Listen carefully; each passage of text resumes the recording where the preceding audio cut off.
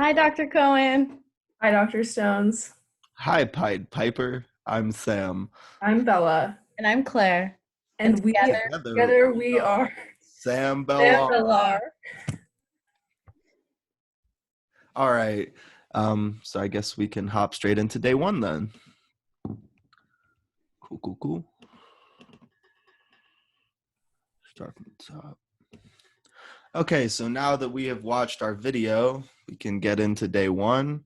I'm going to talk about culture and inclusivity at Pied Piper, specifically focusing on hypermasculinity, overworking, and the benefits of diversity in Silicon Valley. The first thing to touch on is, what does hypermasculinity in the tech industry look like? So I have some handouts here that are available in the world class section as well, where we kind of go over three major harms that are seen in the tech industry as a result of a hypermasculine culture. This slide will kind of help contextualize what exactly hypermasculinity looks like within the tech field. So there's a different presentation of masculinity typically within the tech industry. And this presentation often causes a lot of people in Silicon Valley to believe that they are not masculine, or that those traits don't present themselves within their organizations. However, that's not quite true. Research has shown that while typical forms of masculinity sometimes are associated with things like aggression or physical strength, those are not the present uses of masculinity within the tech field. Rather, these are usually focused on things like work ethic and work accomplishments instead. And it's important to keep in mind that masculinity is socialized, and it doesn't just affect us at work. Obviously, it affects us at home, it affects us everywhere, it affects us on our own. So it's good to be conscious of what that is, how that affects your identity in all sorts of atmospheres. But it is important. Then we're going to talk about individual versus group identity. So your masculine identity, like we were just talking about, displays differently in different places. So a good way to think about that would be the way that your masculine identity presents itself, maybe in a group full of your friends versus while you are in a work meeting. Those two things are different, but they're both definitely forms of masculinity, and we want to think about how we are portraying ourselves in those two different circumstances and what's appropriate for that. And so what we're going to ask here at Pied Piper is, can we be more conscious of our identity here, and how that may be affecting our work culture and environment? And some of the negative ways that this can impact you often is the work-home balance for men is disrupted by this form of masculinity. We see coding marathons where oftentimes people will be performing for over 24 hours straight. That's not healthy. It's not good for sleep, and it's not good to help you maintain your work home balance. So we just need to think about not just what's best for all of us in the long term, which I would argue would still probably be a good work home balance, but like I said, what's good for us in the long term. And here over here we have a little infographic that's just kind of showing uh, where how women are in the workforce in these major tech companies, which Pied Piper may be set to become. So how do we combat rather an over demanding work environment? I think first we should establish that obviously Pied Piper is going to have a new high demand environment. We can see by the investments that were made by there was going to be made by the tech company that you both worked for, and the investment that you've gotten already, that we are projecting massive growth, possibly international growth. And it's going to be important to think about our notions of masculinity going forward, and our notions of culture going forward as well. And there's going to be a lot of new demands, and it's likely that there will be demands made to many members here that are not going to be realistic. So I think some ways to combat that. One is to know yourself and know your limits. And then if you do feel defensive, or you feel attacked, or you feel like someone's asking too much of you, uh, three really good methods to employ is, one, to ask questions, see why they think you can maybe do what you can't do, or try to establish some line of communication, agree on facts and the aggressor's perception, so you have that underlying line of communication, and then paraphrase what they're saying, make sure that you are understanding each other. But at the end of the day, I'm going to suggest use firm guidelines, both institutionally, so that those problems don't necessarily have to present themselves to you, and then personally as well, so you know where your lines are and those are clear once you begin working. So quick summary of hypermasculinity as a concept. It does exist in this organization. It's likely to continue to exist as it exists in most aspects of our culture. However, strides can be made specifically within Pied Piper to combat the worst outcomes of this within your organization. Realistic goals and boundaries are going to have to be set going forward. We'll go over that a bit in the next coming days, particularly with leadership. And hypermasculinity is a roadblock to diversity. Diversity is very important, particularly as you begin to scale up this industry. That's kind of where the rest of this presentation is going to lead us. First, it's important to recognize the benefits of diversity in an organization. So research shows diversity increased productivity. This is a University of Maryland shows a study that diversity increases profit, and this actually shows everywhere from small startups, which may be what Pied Piper is considered now, all the way up to massive scale tech industries, which is what Pied Piper is set to be, and all those places in between. Also, diversity increases creativity, and these things make sense intuitively. You can reason them out. A broader scope of life experience will obviously lead to more opportunity, or will lead to different modes of thinking, and this will lead to a diversity in thought, more connections to different communities, whether that be in your local community here in Silicon Valley or internationally as Pied Piper begins to scale. And then obviously that'll help you expand because you'll be able to relate to those different markets and have those voices in the Pied Piper sphere earlier rather than later. As we can see here, this is from the World Economic Forum. Companies with above average diversity scores routinely have higher innovation revenue than companies that do not. Some common barriers to diversity in the tech industry, hypermasculine culture. So while we've kind of discussed how this has negative impacts on the men who engage in it, it also necessarily excludes a lot of other candidates from your hiring process. Specifically in the management field, when you see an overrepresentation of one type of person, it's expected that that type of person is what's looked for in high management. It also makes it feel like many people don't have a voice when they don't feel represented in management. We see this we see results of this being turnover rates are very high for all demographics excluding white men. And job satisfaction is often very low for other groups as well. So hiring and promotion are very important. Getting a representative management force is one of the most important things you can do to help have a more fair and representative workforce. Lastly, harassment and bullying. Most workplace harassment, sexual harassment in particular, but all forms of harassment go wildly underreported, mostly to the tune of over 90%. And sometimes they can be hard to detect. Workplace bullying and workplace harassment can both be difficult to detect. The lines are sometimes not made very clear in an organization. So again, I would suggest very strict guidelines that are followed to the T by your institution, and then also establishing personal guidelines for oneself so they know what is and is not crossing a line.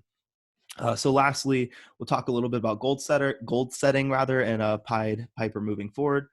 So the following days, we're going to talk about leadership and conflict. Leadership, I think, will help leadership obviously establish some of these realistic goal setting processes through things like smart planning. But I think we need to think about change too as a learning process. This is not something that's going to change overnight. Obviously, Pied Piper is set to scale up slowly, and but will become massive. So I think that it's important to realize the role that hegemonic masculinity and femininity plays. So these are the ways in which we express our gender typically, that kind of lend ourselves towards those negative forms of hypermasculinity we previously thought about. So whether that be those participating in long coding marathons, or not feelings that you don't have a voice and just leaving without providing feedback, those are both hegemonic forms of expressing your gender that end up negatively impacting an organization. So the more we can think about that as in our organization's culture, the better off we will be. And lastly, a good way to think about approaching this is using Shine's model of culture. This is one of the most most well-respected models of culture, specifically in the West. The top two sections of this pyramid here are what's called, or what is visible to an organizational observer. So what we see, so these may be things like your mission statement, these may be things like posters on walls, dress code, things like that. What people say, so these are the way people act, company philosophy, norms and justifications, and then those two things can underlie, lastly, the basic assumptions. Those are unconscious, taken for granted beliefs about the organization and its work or purpose, about people, rewards, and punishments. So I think that what we could do a better job of here, maybe at Pied Piper, is just thinking about what our underlying assumptions are and how those are expressed through things like our norms and values and our artifacts and behavior. Um, so I'll pause for questions now, and then we'll go ahead and get ready for tomorrow's lecture on leadership. All done. All right, hello. Let's see, just give me a moment.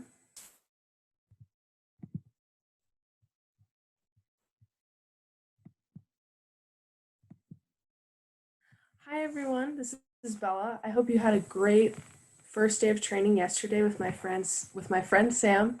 Here at Sam Balar, our goal is to really just be a helping hand to your company. So to help your company further, we're going to talk about the second day, which is going to be leadership communication. So first, here's a quick overview of the schedule. If you just want to take a couple minutes to look at that, and if you have any questions, just let me know. So first, let's talk about some of the learning objectives of today. By the end of today, you will be able to improve your leadership effectiveness by enhancing interpersonal communication skills. You'll develop mutual respect in line with the company's vision. You'll be able to identify your own leadership style and how this fits into the work construct of Pied Piper. Understand how your personality style can relate to how you want to lead.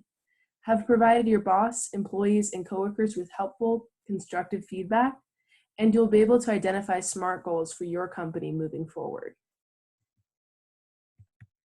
So to begin, I just want you to tell the person next to you one thing you learned yesterday and one area of leadership that you hope to improve on today. So what is good leadership?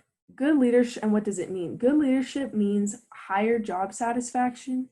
It means a better relationship between leaders and subordinates, and it means mutual respect and a clear vision instead of a simple chain of command. This is really important because what it means is that good leadership leads to a good company. So now just a quick quote. The extent to which a leader exhibits outstanding communication skills determines the kind of cooperation, he or she will get from subordinates, and by extension, works to increase productivity and performance. So just something we wanted to cover really quick, ways to be a good leader during the pandemic.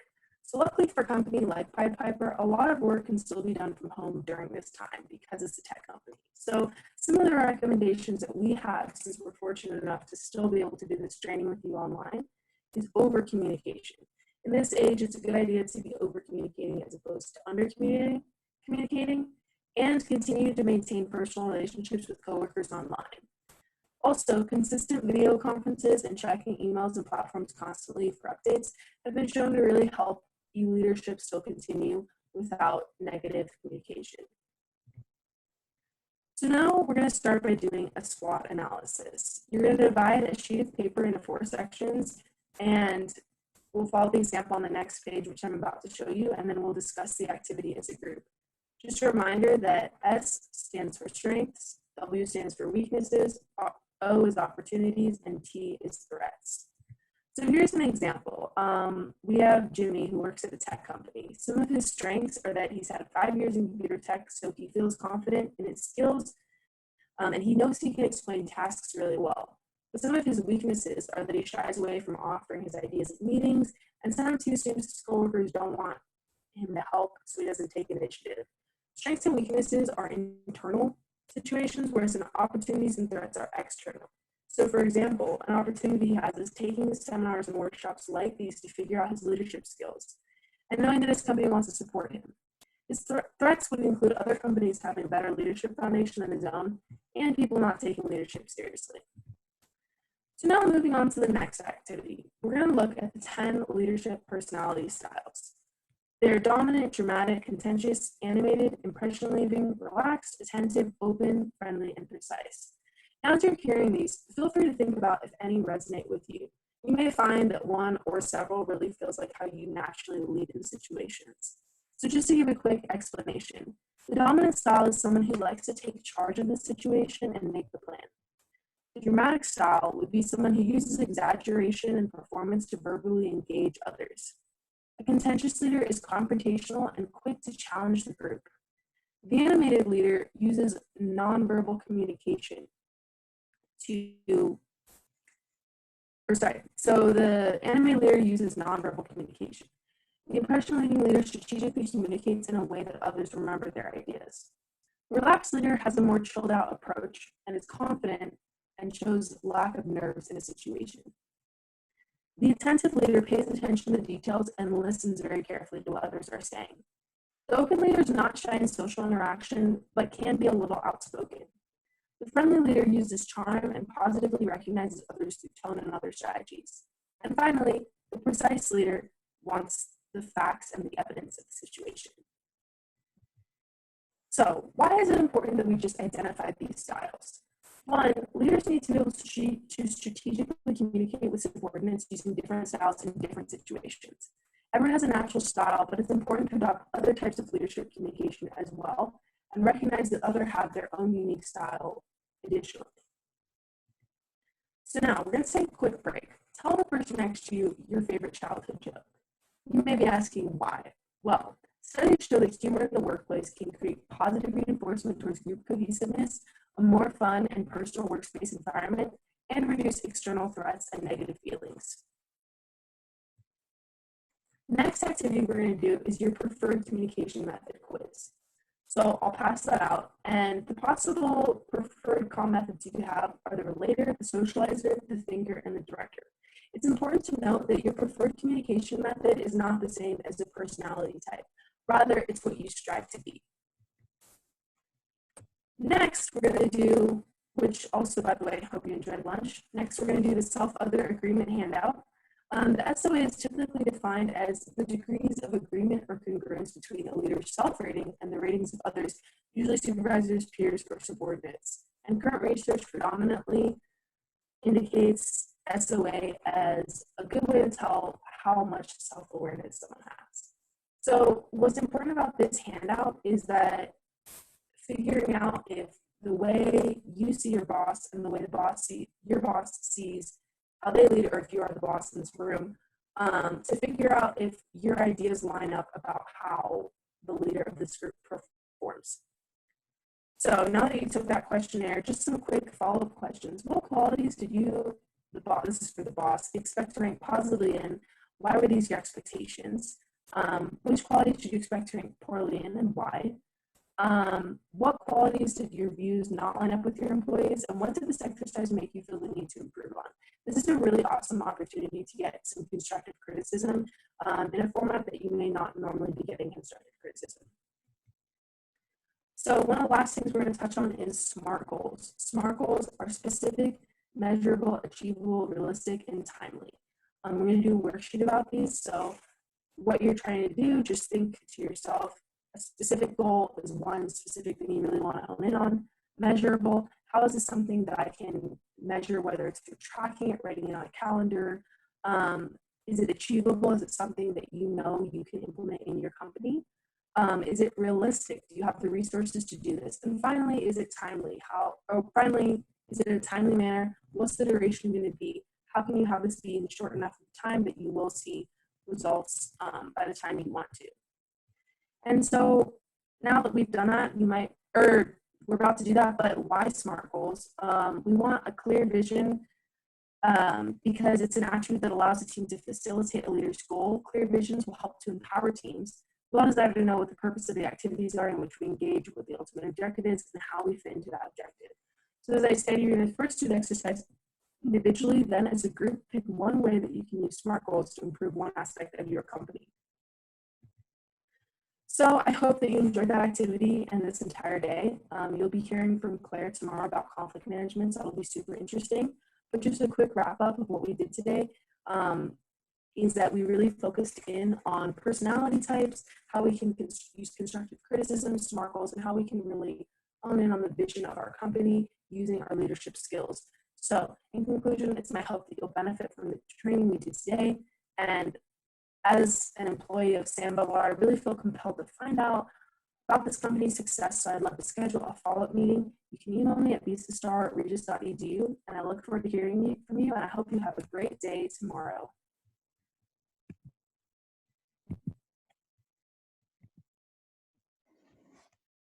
All right, moving on to day 3.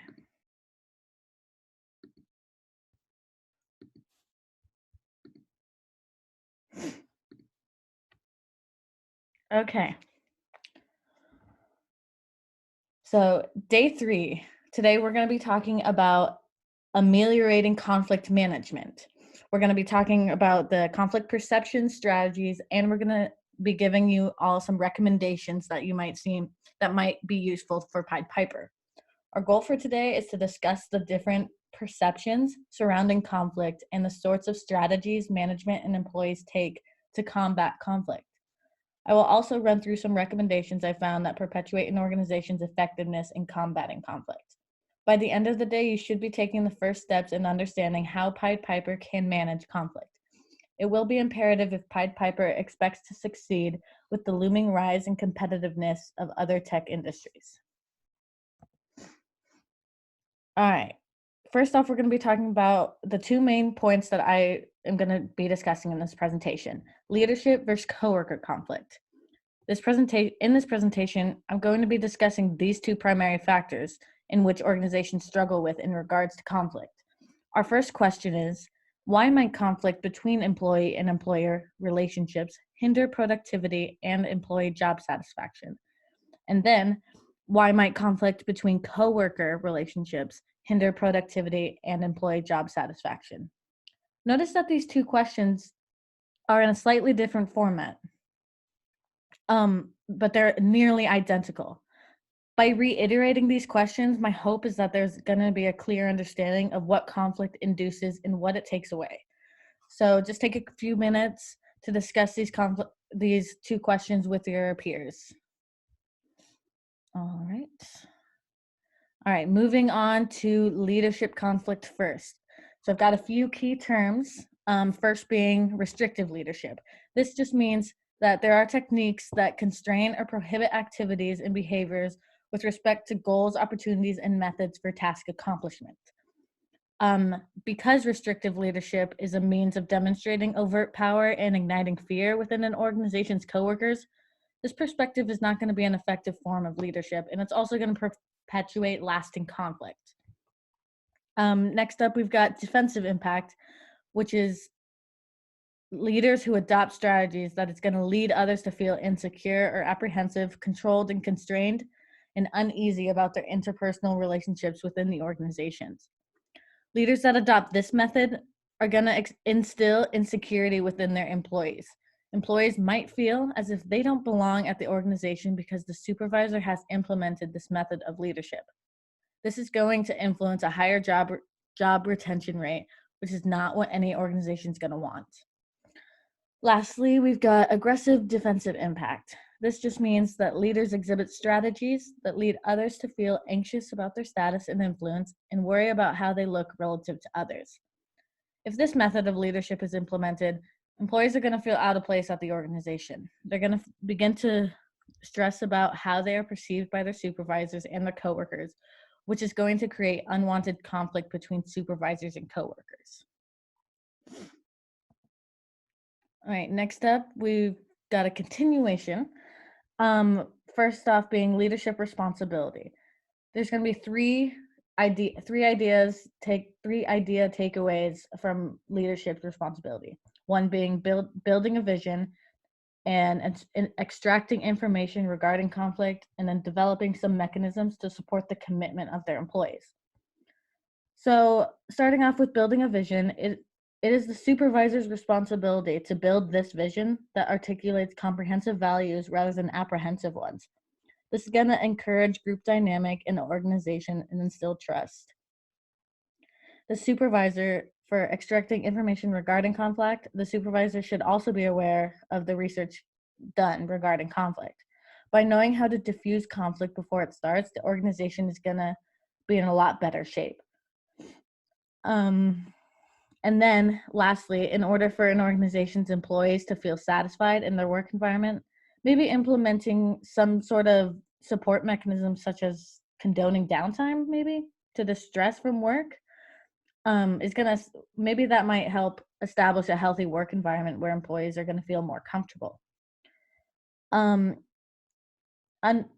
Unfortunately, conflict is going to exist no matter what organization, no matter how hard you're gonna try to diffuse conflict. It's gonna exist, but my next slide is gonna explain just exactly why, like exactly what we can be doing to help improve the conflict in organizations.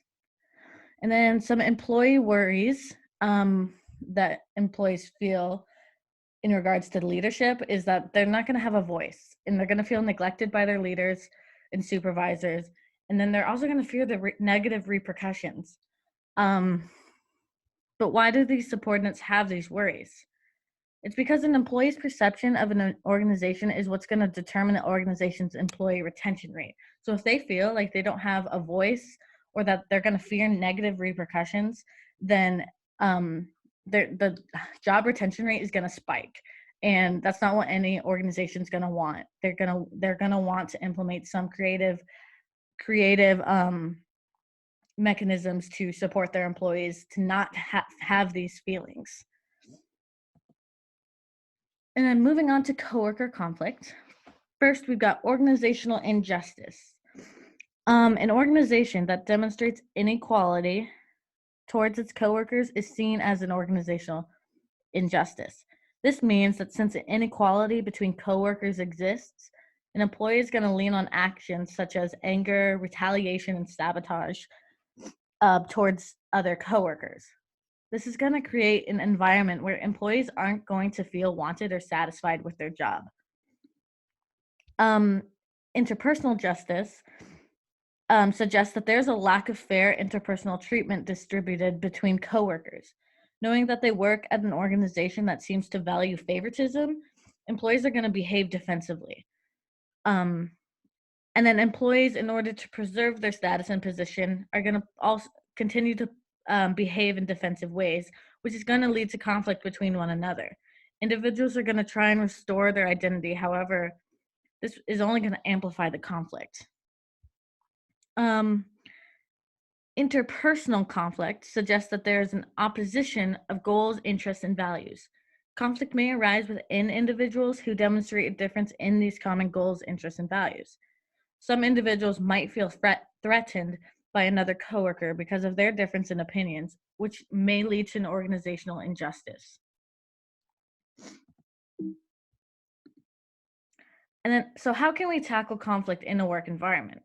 There are three methods that I found that are very useful. First, we've got prescriptive leadership, and I'll dive into that in just a minute. Open communication and trust. Pied Piper is a SME. An SME means small and medium-sized enterprises. Because you are an SME, it is even more vital that conflict in your organization is handled in the correct manner. Knowing that, what are some ways that Pied Piper can tackle conflict? Without knowing what these three listed right here are, discuss amongst yourselves about what you think how Pied Piper can tackle this. All right. So prescriptive leadership means that there are techniques that guide or direct the activities and behaviors of others towards goals, opportunities, and methods for task accomplishment. This is going to encourage loyalty, empathy within the organization by stimulating positive group dynamic in order to reach designated goals and opportunities. It is a way for the subordinates to channel their efforts, knowing that negative repercussions are far less likely. Open communication. By having open communications, subordinates will feel more comfortable and impactful, knowing that their voice is heard and acknowledged. It is imperative that the relationship between supervisor and subordinate and coworker to coworker is reflected through open communication. This is going to reduce conflict and foster a healthy work environment. Our third point is trust, and trust in our supervisors and coworkers is going to establish a healthy environment where individuals can feel productive with their work and satisfied with their job. It should feel as if the organization wants their employees to have the ultimate and most positive work experience. This will ensure a low turnover rate within the company.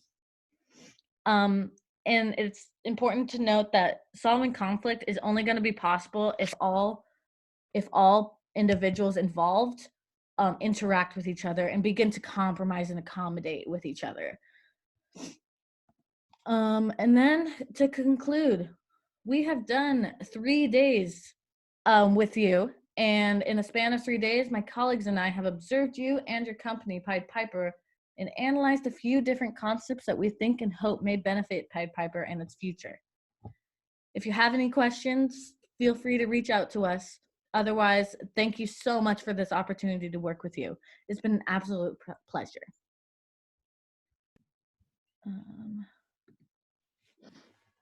Well, there you have it. That's Sam Villar, and we can't wait to see the great things that you do as a company, Pied Piper. See you later. Bye. Oh.